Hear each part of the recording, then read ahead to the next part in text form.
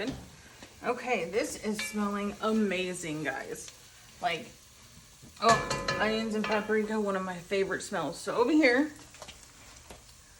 we have our meat, and it's the cookbook tells us to put it in about 2 tablespoons of flour.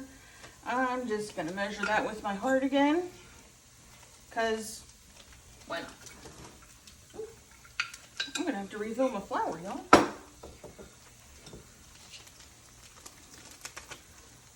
That probably should be good. If not, we can just add more.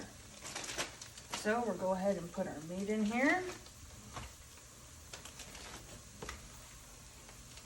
We don't want a whole lot of excess flour because I would like to just dump this into the pot, which is our next step after flouring this meat.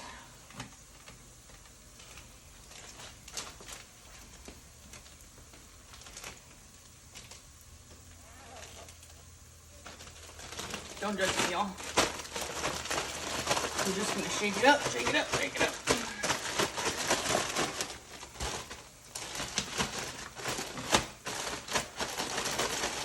Okay. The meat is well floured, so we are gonna have to get some tongs here. Do the dad thing. And get our meat and add it to our pot, right? Yeah.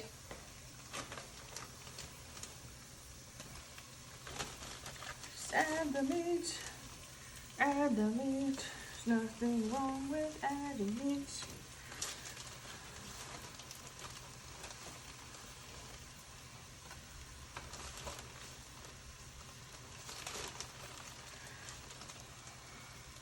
There was a little more flour than I would have liked for there to be, but that's okay. That's why we have tongs.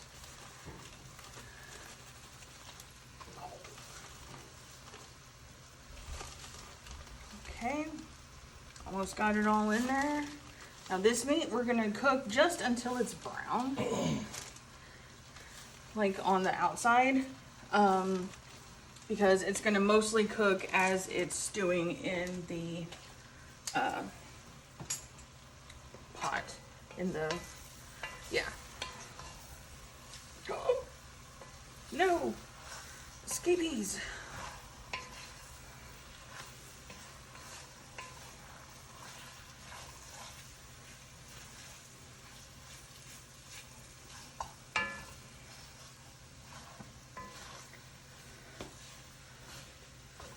The flour on the meat also will add a thickening agent to the pot, to the broth and the potatoes and everything. So while that's cooking, I'm just going to measure out my broth here. It says 4 cups of beef broth. So 4 cups.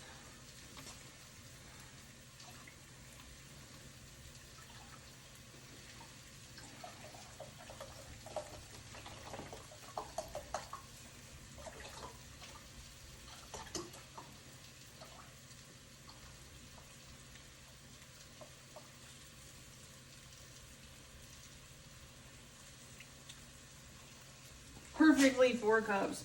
Oh my goodness. Y'all.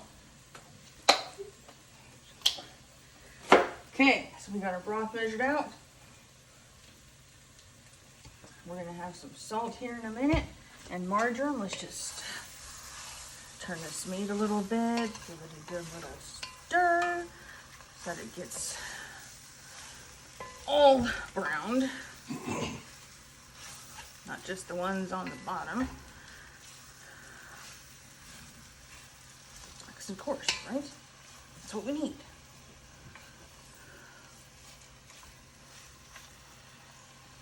Guys, when I tell you this smells amazing, it smells amazing. I can see.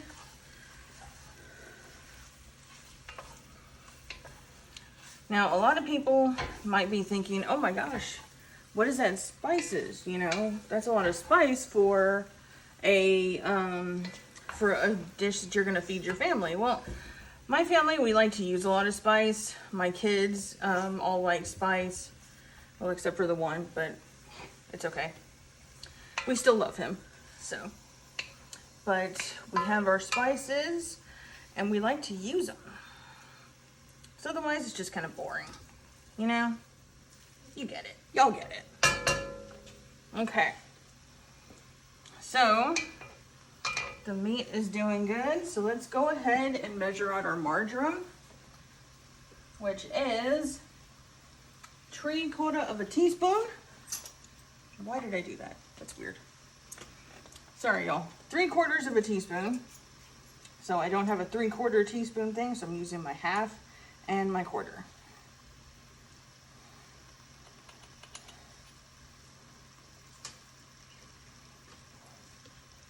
What?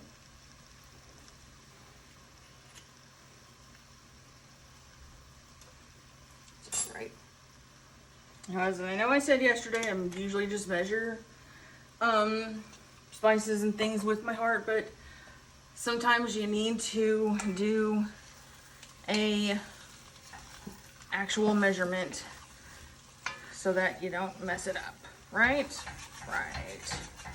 Kind of scrape around, get some of those good little bits off the bottom, because there will be some. And okay, so it's looking pretty good. So I think what we're gonna do now our recipe says when it's browned lightly to sprinkle a little salt and add the marjoram. So we'll grab our salt. Excuse me, dog. I'm just gonna sprinkle. That might be a lot of salt. I don't know. It didn't give me a measurement, so there we go. Just kind of stir that around a bit.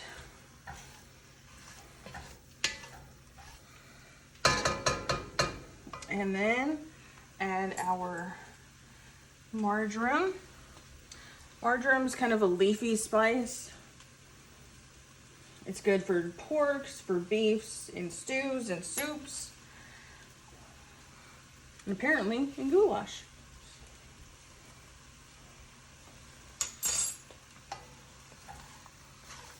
Just to make sure it's everywhere. Okay. So next is add marjoram, pour in broth, and bring to a boil. So I'm gonna turn the heat up. And pour in our beef broth. Let it boil.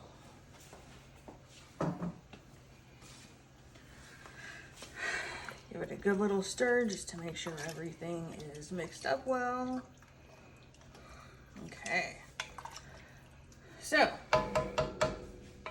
while that's boiling, we can kind of put some stuff away or clean up. And we're just gonna let that boil.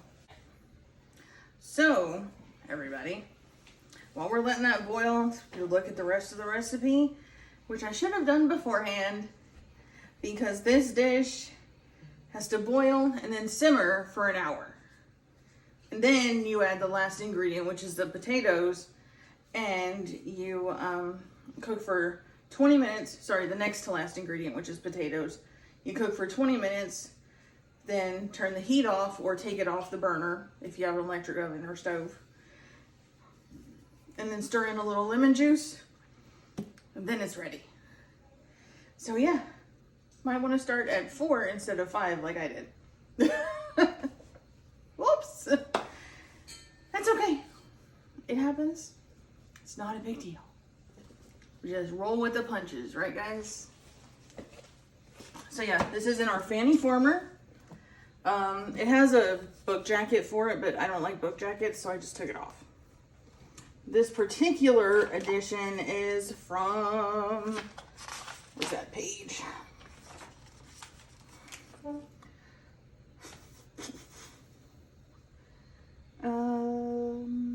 1996. So it's pretty old, pretty kind of old book, I guess. I'm older than the book, so by like 13 years, but it's okay.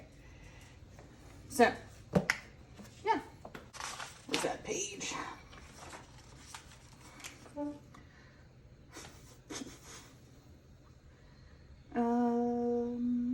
1996. So it's pretty old, pretty kind of old book, I guess. I'm older than the book, so by like 13 years, but it's okay. So yeah.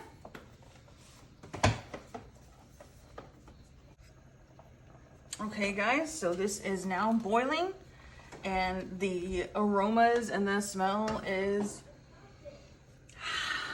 delicious. So now we have to turn the heat down. I think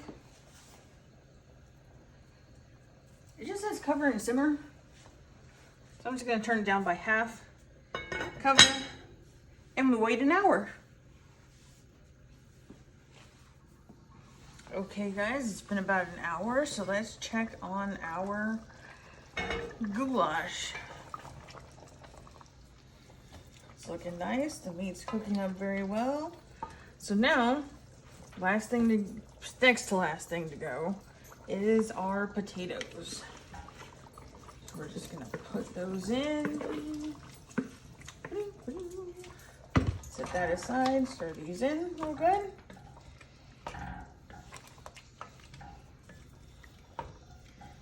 And that has to cook for about 20 minutes now.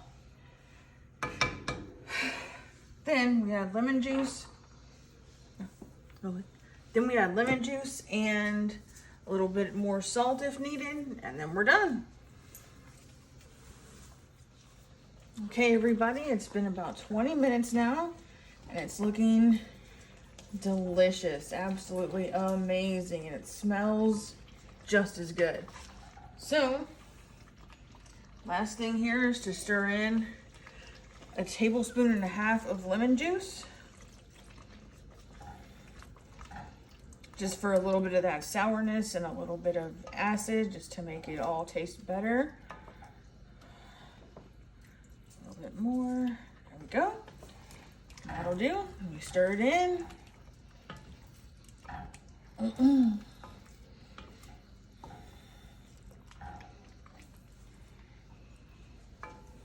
And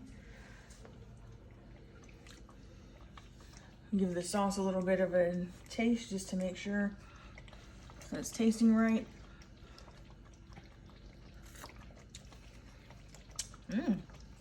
It's delicious. Now the recipe says to add salt if needed, but it definitely doesn't need it. So we're gonna go ahead and turn this off and just stir it around a little bit. Make sure that lemon juice gets in there nice and evenly. And final thing is getting some.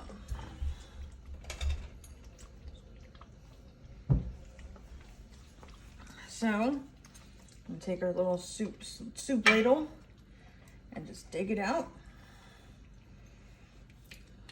Place it in our bowl.